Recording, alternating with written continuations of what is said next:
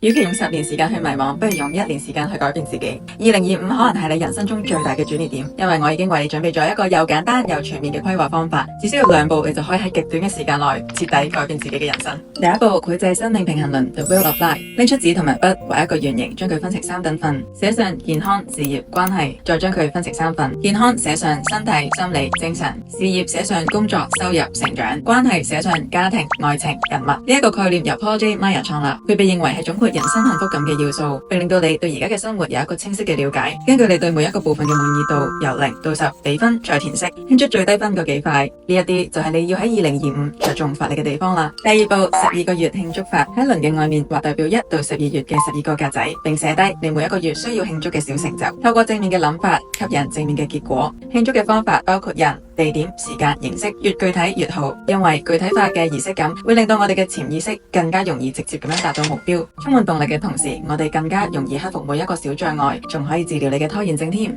改變始於行動，成功源於堅持，所以相信自己，2025年你絕對可以為自己帶來重大嘅改變。留言話我知你今年嘅目標係啲乜嘢，我哋一齊努力。生命之輪 APP 已經喺 POE 上架，仲可以用 AI 生成建議添，即刻去我嘅 story 或者 highlight 試玩啦。